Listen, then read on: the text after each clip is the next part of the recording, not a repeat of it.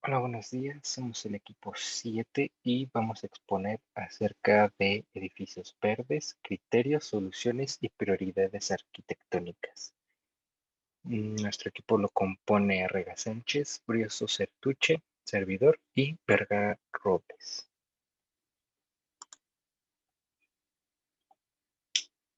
Impacto ambiental de los edificios.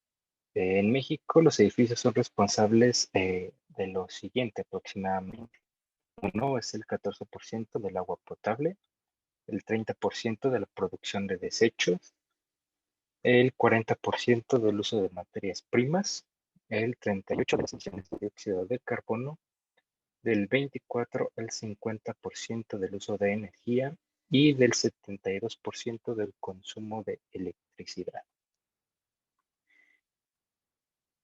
Para los criterios de un edificio verde nos basamos en el Living Building Challenge, que certifica construcciones que cumplen con ciertas especificaciones que las acreditan como responsables con el medio ambiente. Estas especificaciones que vas a mencionar son 7 y fueron las que tomamos en cuenta para denominar estos criterios. La primera es la ubicación. Uno de los elementos clave para la construcción de un edificio verde se encuentra en la ubicación y la armonía que tiene con el medio ambiente. Quiere decir que se deben tomar en cuenta las condiciones del entorno para el desarrollo de la misma edificación. De acuerdo a la publicación del Living Building Challenge, características de un edificio verde, que es de donde tomamos la información, actualmente las estructuras que se construyen en serie son de los mismos materiales y sistemas, sin pensar en los requerimientos y especificaciones de cada espacio en particular. Es por eso de que cada construcción que se realice se debe de tomar en cuenta la armonía que debe tener la ubicación y el edificio que se va a levantar. Como ejemplo, tenemos a la izquierda esta edificación en Massachusetts, Estados Unidos. Está certificada por esta organización. Quiere decir que cumple los 7 requerimientos que vamos a explicar a lo largo de mi parte. Y el segundo punto es suministro de agua. Lo ideal para este tipo de construcción es que la estructura tenga sistemas y mecanismos que le permitan abastecerse de agua de lluvia para el suministro de toda la edificación. De esa manera se aprovecha responsablemente el recurso hídrico y también se pueden tener sistemas de sanitarios secos para contribuir con la práctica. Acá en el ejemplo tenemos una escuela en Seattle, Estados Unidos. Está certificada también con los 7 puntos. Y como vemos en el lado izquierdo, es un tanque que almacena el agua de lluvia para alimentar a toda la construcción. El tercer punto es energía limpia. La instalación de paneles solares en azoteas o lugares de aire libre permite generación de esta energía limpia. Los edificios sustentables deben encontrar de algún modo la manera de aprovechar recursos naturales para volverse autosostenibles y generar el menor impacto posible al medio ambiente. Existen algunas edificaciones que logran generar energía para abastecer a construcciones cercanas. Son muy pocas, pero llega a ser posible. Como vemos en el ejemplo, esta casa en Billings, Estados Unidos, igual está certificada por los 7 puntos.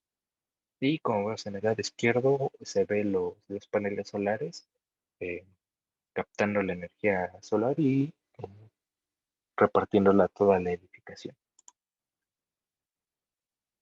El cuarto punto es el ambiente, ya que no basta con la implementación de sistemas de ahorro y eficacia energética, también es necesario prestar un poco más de atención al ambiente que se genera al interior de la estructura. De esta manera que el diseño propicie una buena comunicación y confortabilidad. Quiere decir que el espacio donde se desenvuelvan las personas al interior genera un bienestar físico y psicológico para completar este círculo de armonía. El quinto punto es no tóxico. La tendencia es proteger además del entorno la salud de los inquilinos, obviamente. Es por eso que se debe buscar eliminar con sistemas los elementos tóxicos que se encuentran en el ambiente que puedan perjudicar la salud de las personas que se desenvuelven en el lugar. Se pueden utilizar también elementos de la naturaleza como plantas para purificar el ambiente, como lo vemos en esta imagen, eh, rodeado de vegetación, incluso dentro de la misma edificación. Materiales. La arquitectura sustentable es una de las alternativas que varios países ya han emprendido para disminuir el uso de recursos naturales y aprovechar los residuos producidos por el ser humano. La muestra de esto es la utilización de algunos materiales de construcción menos dañinos para el medio ambiente. Y por último punto tenemos la estética. Después de haber cumplido todos los requerimientos anteriores, no hay que olvidar hacer que el diseño se vea vistoso desde el exterior hasta el interior, que se componga de elementos visuales atractivos a la vista. Quiere decir que el edificio, en pocas palabras, luzca bello. Como vemos el ejemplo de esta edificación en Virginia Beach, este, está certificada por estos 7 puntos mencionados y es claro que es un edificio muy bello, muy atractivo, que causa un impacto visual a las personas del exterior e interior. Y bueno, continuamos con la materialización de los puntos anteriores, comenzando por la materialización del ambiente. Bueno, es muy importante conocer y saber que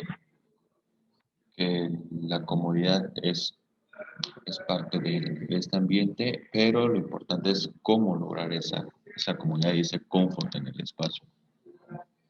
Bueno, para eso tenemos que analizar varios parámetros, como lo son la temperatura, la humedad, la calidad del aire, la buena comunicación, la distribución de los espacios, etcétera, y estudiar cómo podemos tener control sobre estos parámetros.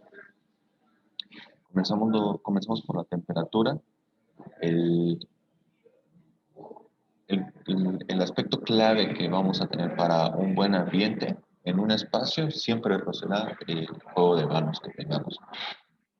En, en este caso, para la temperatura, es el juego de manos principalmente lo que nos va a ayudar a tener control sobre la temperatura en el interior de un espacio y podemos reforzar con el uso de materiales aislantes, de, de materiales térmicos y desde el aspecto de desarrollo y planteamiento del proyecto, hacer estudios de soleamiento para así tener una buena y una correcta ambientación en el espacio para también tener control sobre esta parte. Y también podemos recurrir a técnicas y recursos como lo son las azoteas verdes, que pues son elementos que generan un gran aislamiento térmico en los espacios. Lo que se pretende es evitar precisamente el uso de aires acondicionados porque eh, generan un consumo de energía gigantesco y pues lo que queremos es simplemente evitar este uso de estos recursos para que el edificio por sí mismo pueda autorregular su temperatura y sea un espacio cómodo y agradable. También tenemos a la humedad relativa. La humedad no es otra cosa más que la cantidad de agua que existe en el ambiente, en el aire. Y es muy importante tener control sobre este aspecto porque esto nos va a determinar o nos va a afectar la forma en la que sentimos y percibimos la temperatura ambiente. También, del mismo modo, se va a controlar principalmente a través de juegos de vanos. Aquí presentamos dos esquemas en el cual en el primero observamos la entrada y la salida correcta de aire pasando a través del interior del edificio Y en el segundo corte, pues tenemos esta problemática, ¿no? Que entra, tenemos un vano, entra el aire, pero pues ya no tiene para dónde salir. Entonces aquí es donde cuando se genera espacios, pues donde el aire no fluye y por eso eh, tenemos altos niveles de humedad que con un aumento de la temperatura, pues el espacio se hace muy sofocante y muy incómodo. Continuamos, bueno, estos dos puntos pues también nos llevan a analizar principalmente también la calidad y la fluidez del aire, que se valora exactamente con, con lo mismo, con un juego de vanos correcto. Aquí tenemos un esquema que es un corte en el cual observamos, ¿no?, la entrada de este aire limpio, arrastra el aire generado, el calor generado por los usuarios y pues es expulsado del edificio a través de un segundo vano. Eh, Esto pues es lo que nos va a ayudar al control de los dos puntos anteriores y pues de la calidad del aire. Siempre va a haber aire fresco, si hay una fluidez, siempre va a haber un aire fresco, un aire limpio y pues generará un espacio muy cómodo y muy agradable. A su vez, esto nos lleva a una correcta comunicación y distribución de los espacios, porque así como hay que saber manejar los juegos de manos, hay que saber manejar nuestras áreas, hay que saber manejar nuestros muros, hay que saber manejar cómo proponemos el espacio para que nos podamos comunicar de un área a otra, por ejemplo, en una oficina, en una casa, comunicarnos de una forma pues agradable, ¿no?, armoniosa precisamente, que es lo que se busca. Y pues esto nos va a ayudar también cuando hay una buena distribución, va a ayudar a que exista una fluidez del aire, a que exista una correcta comunicación. Y esto pues genera eso precisamente, la armonía en el ambiente. Hay que plantear esto desde un principio, desde el proceso creativo, para evitar futuros cambios, futuros reacomodos y futuras remodelaciones que se podrían llegar a generar en el espacio.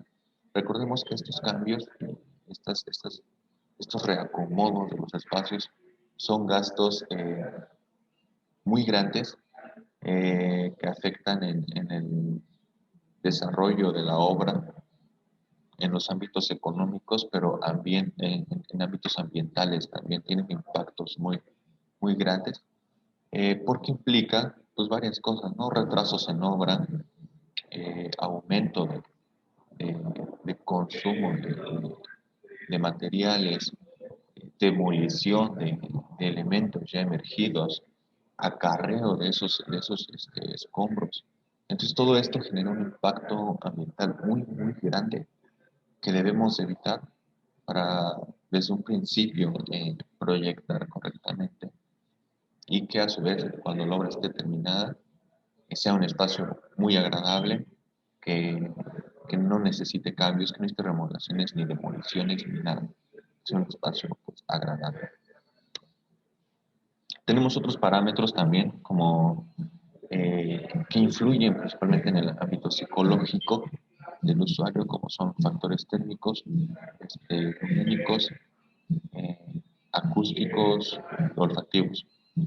Eh, estos aspectos, estos factores van a influir en el aspecto sensorial del usuario y son los que van a generar igual un cierto ambiente eh, al usuario. Como arquitectos debemos de tener control sobre estos aspectos a través del manejo de colores, de texturas, de los espacios, de los volúmenes, de los vacíos, etcétera, para poder generar ese sentimiento de comodidad y de confortabilidad en el espacio. Aquí ponemos como ejemplo a la residencia New Canaan del arquitecto Hartman. En lo personal, esta es una de mis obras favoritas de todo el mundo.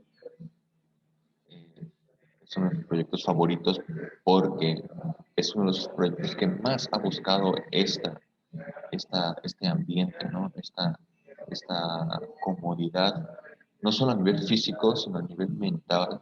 Inclusive esta casa busca un ambiente confortable a nivel espiritual.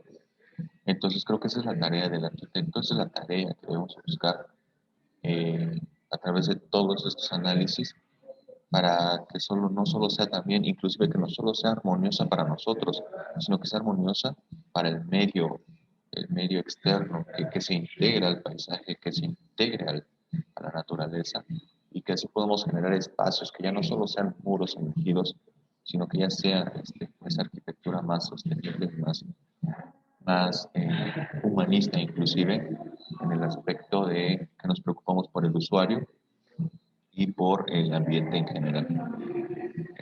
A continuación vamos a ver materiales que son usados para poder obtener estas certificaciones y esta comodidad en, en el ambiente. El siguiente punto a mencionar de los 7 puntos que caracterizan un edificio verde es el de materiales. Actualmente existen muchos proveedores que venden materiales bajo la etiqueta de ecológicos sin realmente serlos. Sin embargo, hay una serie de pautas o lineamientos que nos ayudan a definir claramente qué material es ecológico del que no lo es.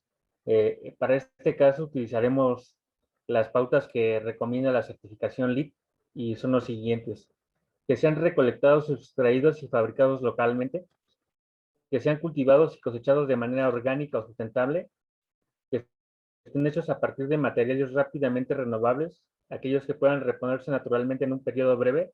En el caso del LEED, ese periodo es de 10 años. Aquí podríamos dar como ejemplo el bambú, que tiene un crecimiento bastante rápido, que tengan contenido reciclado, que estén hechos de materiales biodegradables o susceptibles de convertirse en abono, que sean libres de toxinas, que sean perdurables, duraderos y reutilizables, y finalmente que estén fabricados en fábricas que apoyen la salubridad y los derechos de los trabajadores. Aquí claramente dicen que ningún material que sea fabricado bajo explotación infantil cuenta como un material verde.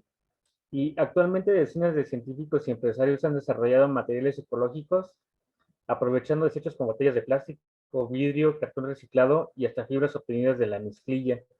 También se han creado opciones a partir del aprovechamiento de residuos agrícolas, de los desechos producidos por las industrias minera y azucarera, así como elementos totalmente naturales como el cáñamo y la leche. A continuación vamos a ver algunos de ellos.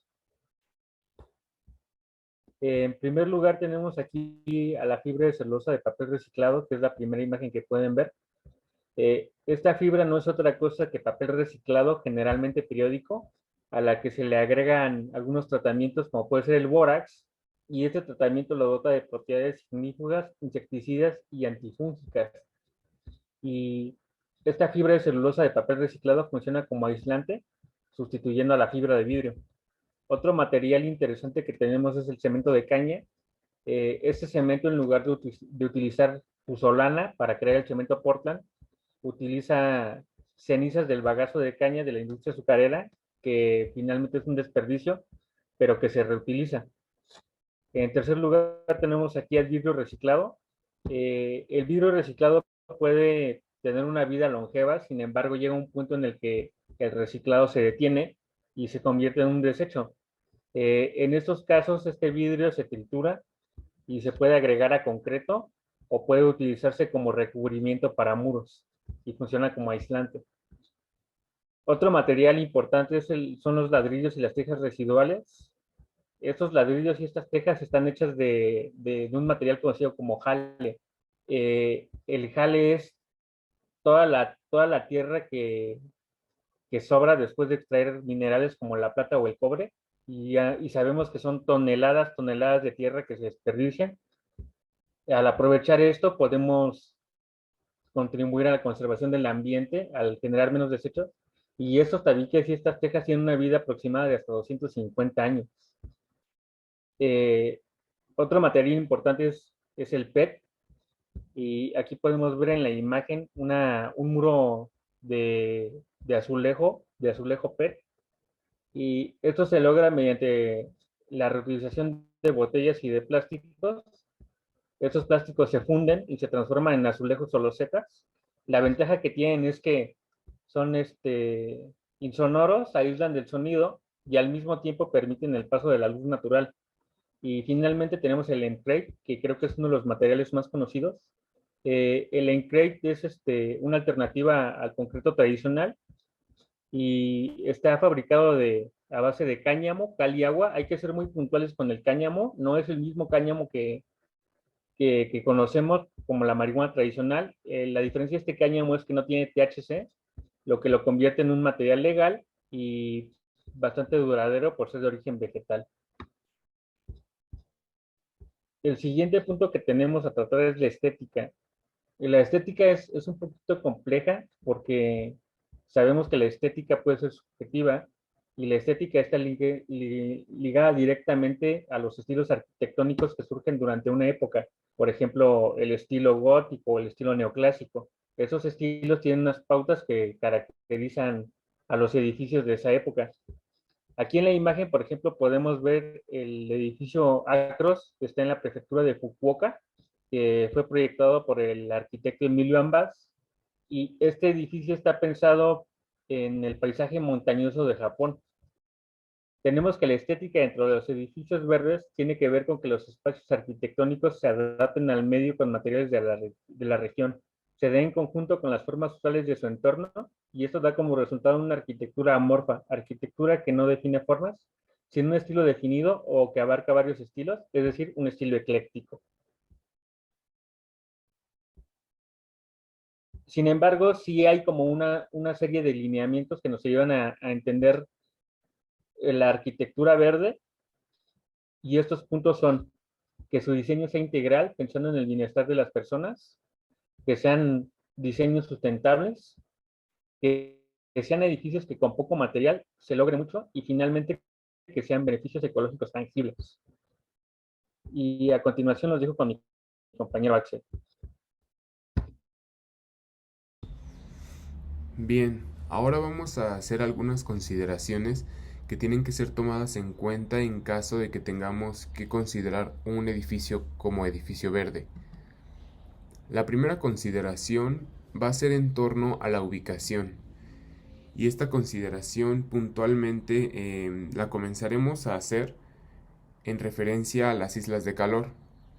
Cuando pensemos en la ubicación de un edificio verde, tenemos que considerar que no contribuya a las islas de calor. Hay que recordar que el fenómeno de las islas de calor es un fenómeno en donde las concentraciones urbanas generan altos niveles de temperatura debido a los materiales que se han usado, y esto genera un gran contraste en comparación con el espacio que rodea las urbanidades, ya que la urbanidad concentra mucha temperatura en comparación con el entorno que tiene a sus alrededores. Para no contribuir con este fenómeno, es importante que tengamos en cuenta que no necesariamente tenemos que ubicar el terreno en la periferia de la urbanidad, sino que dentro de la propia urbanidad podemos implementar algunos elementos para que nuestro edificio no contribuya a esta isla de calor. Como veremos, esto también nos va a conectar con algunas otras consideraciones que inevitablemente tienen que tener relación con esta, ya que tenemos que tener en cuenta que siempre el diseño de un edificio verde es un diseño integral. Como segunda consideración dentro de la ubicación, podemos mencionar que es importante evitar que haya una contaminación visual o auditiva.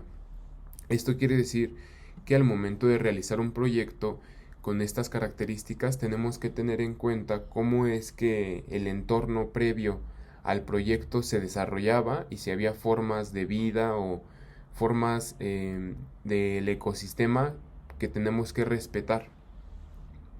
Y esto nos lleva al último punto de las consideraciones sobre la ubicación, y es el punto de conservar los ecosistemas existentes. Esto está muy relacionado con lo que acabo de mencionar, de tener en cuenta la forma en la que se desarrolla la vida en el lugar en donde nosotros estaríamos estableciendo nuestro proyecto, y tendríamos que hacer un estudio preciso para poder saber cómo es que se desarrollaba antes del proyecto, para que ya después del proyecto no haya una gran diferencia. Bueno, ahora pasando a otras consideraciones, vamos a hablar de las consideraciones del suministro de agua y cómo éste puede tener características más adecuadas y que se relacionen más con el edificio verde.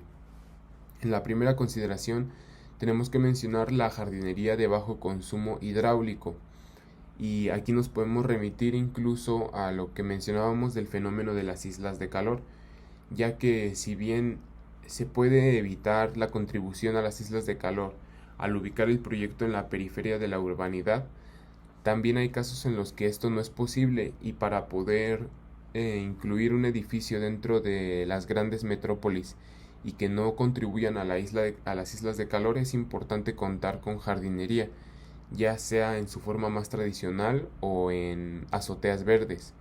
Esta jardinería tiene que encontrar un equilibrio entre no afectar los ecosistemas que ya existen previamente ahí, es decir, tener consideraciones sobre algunas especies endémicas, y por otro lado también se tiene que considerar que sea una jardinería de bajo consumo hidráulico, ya que si bien hay muchas plantas que pueden ser implementadas en el jardín para que el efecto de la isla de calor disminuya, algunas de ellas van a requerir de un riego que probablemente podamos evitar si escogemos mejor la jardinería y hacemos que ésta sea de bajo consumo.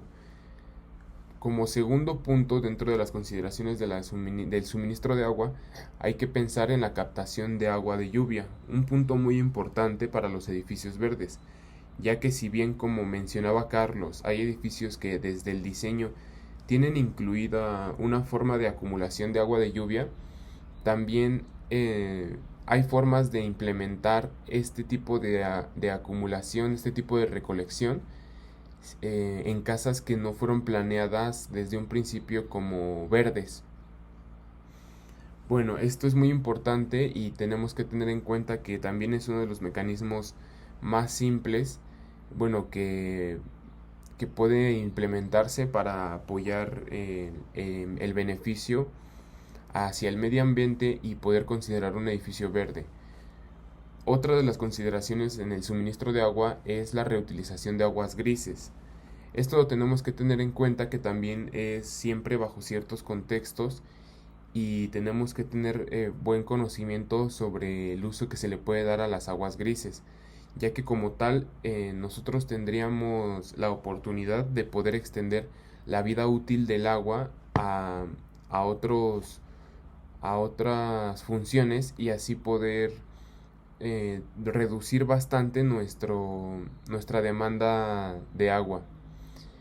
Por último, dentro del mismo suministro de agua podemos considerar las instalaciones, y tenemos que considerar que no sean invasivas. Si bien la mayoría de las veces cuando se construye dentro de la urbanidad está muy disponible una toma de agua, en caso de que tengamos que construir instalaciones para conectar el edificio verde con la distribución de agua que nos ofrece el Estado, tenemos que considerar que no invadamos ya sea la distribución de las raíces de los árboles que se encontraban previamente, o incluso las formas de vida que se desarrollan en el suelo y en el subsuelo.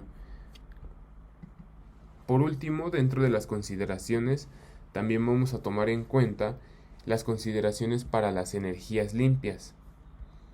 ¿Esto qué quiere decir? Bueno, pues en realidad tenemos que considerar que las energías limpias también es un factor muy importante cuando se habla de un edificio verde, y vamos a hablar de algunas energías y cuáles son los contextos en los que se pueden implementar. Por ejemplo, la energía eólica es una energía que puede ser muy eficiente. Sin embargo, tenemos que tener el contexto de que esta energía no puede ser implementada en cualquier proyecto. Esto es más propio de grandes proyectos que de un proyecto a escala casa-habitación. Sin embargo, podemos considerar, por ejemplo, otro tipo de energía limpia, como la energía solar térmica, que es muy fácil de implementar a escalas pequeñas como la de la casa-habitación, pero incluso también puede servir a escalas grandes. La energía solar térmica es la energía solar que busca solamente transformar la energía del sol en calor, y esto nos puede ayudar tanto a calentar agua como a calentar alimentos. Por otro lado, hay otro tipo de energía solar que también es fácil de implementar a diferentes escalas, y es la energía solar fotovoltaica. Esta energía tenemos que considerar que, a diferencia de la solar térmica, busca convertir la energía solar en energía eléctrica, lo que nos da un rango más amplio de beneficios, ya que en la actualidad gran parte de las necesidades tienen que ver con el suministro eléctrico.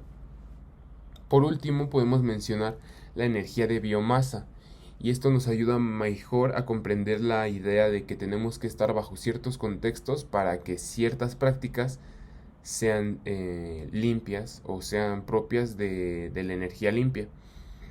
En la biomasa tenemos que considerar que tenemos que tener en la cercanía o como disponibilidad desechos agrícolas y forestales, ya que estos pueden ayudar a utilizarlos para que después con combustión generen energía térmica, y como de manera análoga a la energía solar térmica nos ayude a calentar agua o a calentar alimentos. Esta forma de energía limpia es muy eficiente, pero como mencionaba, siempre hay que considerar que tiene que ser tomado en cuenta en ciertos contextos. Como conclusión, mostramos la cibergrafía, y tenemos que mencionar que, como hemos visto, el diseño de un edificio verde siempre tiene que ser un diseño integral. Tenemos que tener en cuenta simultáneamente muchos de los contextos, muchos de los aspectos, de los elementos que tienen que ser implementados, y sin embargo también hay que tomar en cuenta que, a pesar de que el diseño es integral, en realidad no guarda gran complejidad. Es una nueva forma en la que tenemos que dirigirnos para diseñar, y tomar en cuenta todos los elementos que son importantes puede ser un primer paso para tener un diseño cada vez más limpio, o en este caso cada vez más verde. Por nuestra parte sería todo, y muchas gracias.